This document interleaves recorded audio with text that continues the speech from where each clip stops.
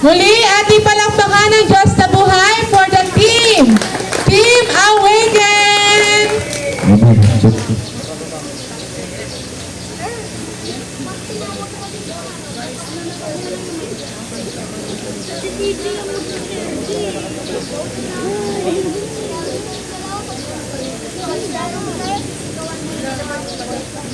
Sa mundong napakadali na lamang ng mga bagay, sapagkat laganap na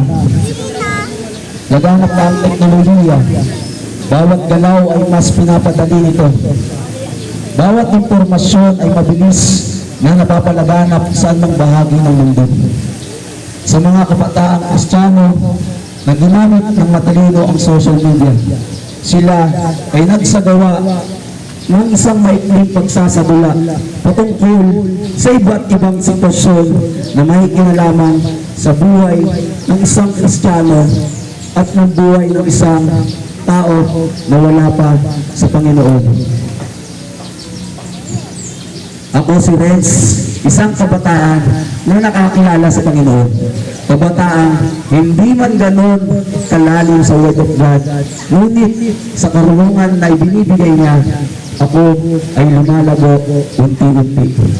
Isang araw, habang ako ay nag-i-scroll sa aking IG, may nakita akong mga post tungkol sa pagbabahagi ng salita ng Diyos.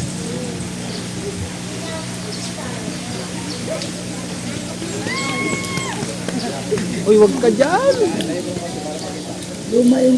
Luma yung TV niya, pataas. Cellphone yan. Instagram yan, di siya. IG. Isog na lang kayo.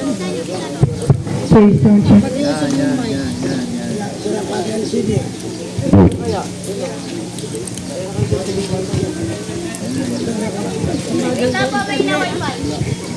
Sir. Ako po humingi na pahintulot na maging tayo sapagkat may na po ang aming wifi. Nang ba? Eto na po. Sir Melendez, okay ka lang ba? Napapansin ko kasi na mababa yung performance mo. Okay lang ba sa bahay nyo? Pasensya na po, ma'am. Ma'am, pasensya na po kasi may problema po. May pinagdadaanan po ako sa pamilya namin. Ay, ganun ba? Pasensya ka na ha. Nag-aalala kasi ako sa'yo. Pero kung ganun, lagi mong tatandaan na nandiyan si God para gapayan at tulungan ka ma-conquer yung mga problemang kinakaharap mo.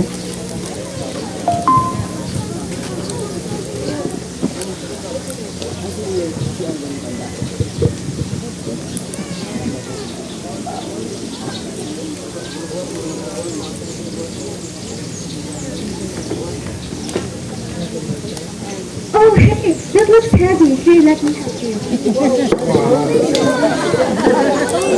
I know you can, but still, you don't have to carry everything alone, right?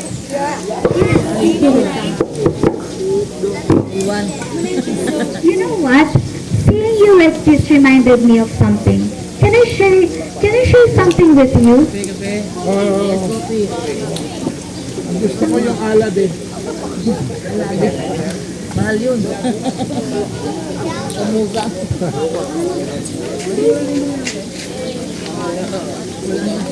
Can I share something with you? There is someone who also sees your struggles. His name is Jesus. Sometimes, life may feel like this. Exhausting, draining, but God sees you. God sees you. You can try talking to Him sometimes, and He will reach for you. He will reach for your heart. He will reach for your soul. If you have a time, you can drop by at our church sometimes. Thank you. No worries. I'm glad that I can help you. Wala na yan, pala yan. May kanawi.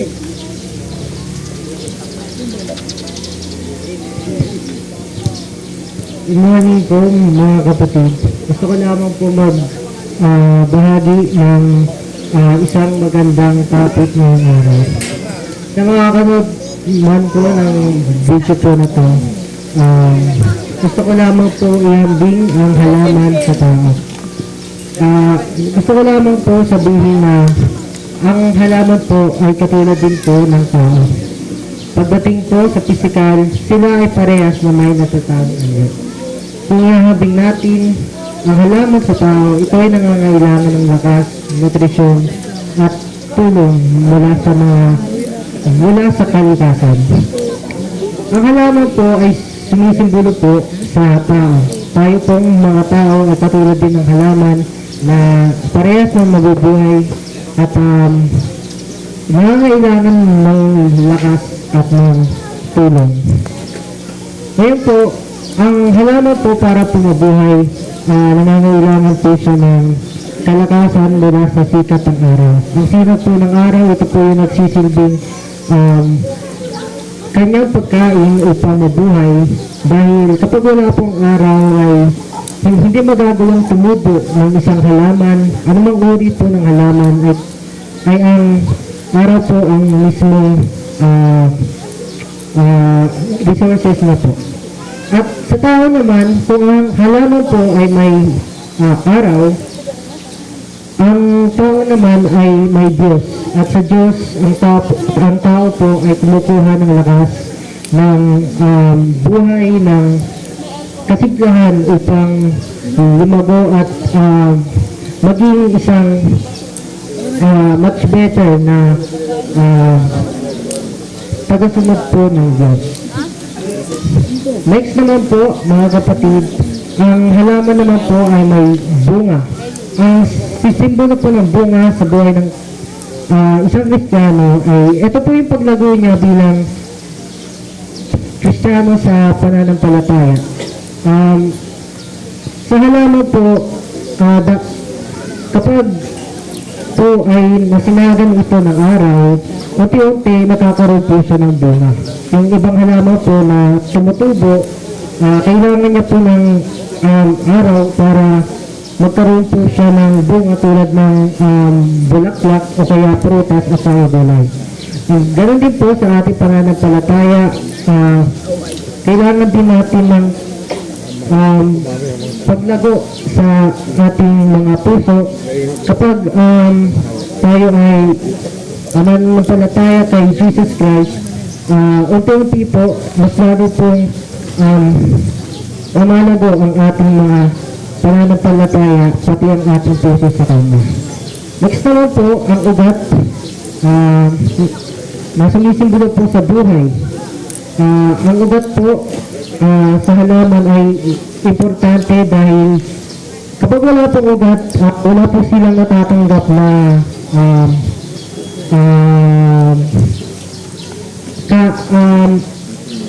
nutrition.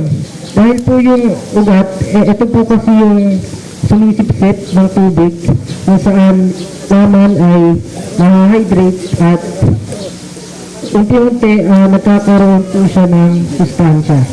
At kapag tinanggal niyo po ang ugat ng halaman, mamamatay po ito at malalanta po ito. Ganoon din po sa tao, kapag nawalan po tayo ng buhay, kapag namatay tayo, o kaya binaril, o kaya sinaksak man tayo, ay wala na tayong buhay kasi isa lang po ang buhay natin. Next naman po, ang water po, sumisimbolo naman po ito kay Jesus Christ, kasi po, kung sa halaman ay ang tubig,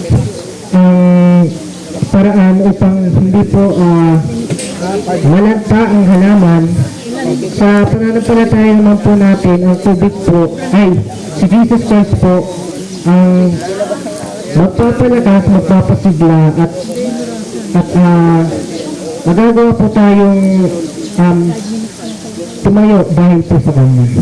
So So, ayun lamang po mga kapatid, may natutunan po tayo sa aral po natin. Ayun, teka. Medyo napahaba yung aking pag-scroll. Ma-follow nga muna itong aking awikin, 09. Ma-follow nga. Next scroll. Salvas Minasan, Haji Master, Watashi no Namayo Laira Jamaica Des, Damo Laira Tayong Dekodesai. Brothers and sisters, did you know what is this? This is a robot, and a robot can be changed or transformed by its master. Now, we cannot be changed or transformed without the master. And this robot symbolize you. Why? Because the master is Jesus and the robot is you. So, let Jesus transform our lives. Otsukare sama desu, Nada-san. Ayun, napakaganda. Arigato ne. Sayonara.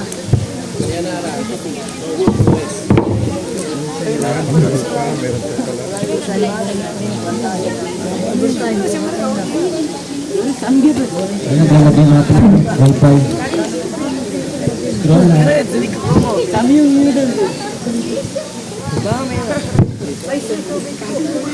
Ay, naku.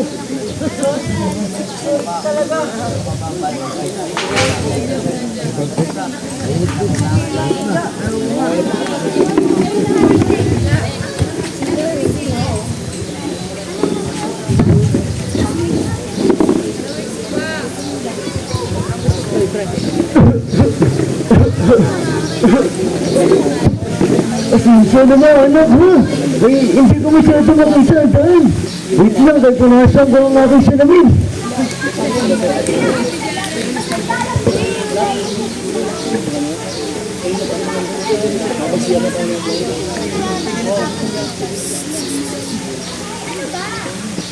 Salamat ha. Salamat. Pasensya na kayo.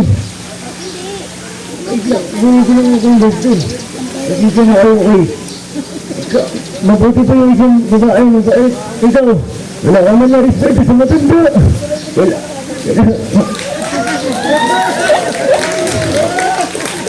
Naguguluhan ako. Ako'y nagugulmihanan at kung bakit iba-iba ang lingwahe at dialekto na ginagamit nila.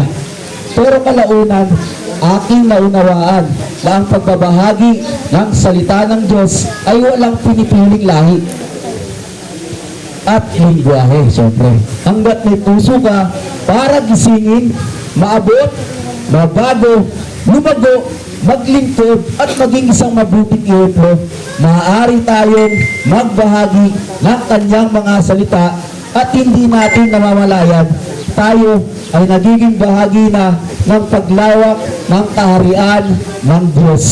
Kami, ang Team Awakened. 1, 2, 3, go! Team Awakened, awake to share. Muli palakpakan naman natin ang Diyos sa buhay ng Team Awakened. Ayan,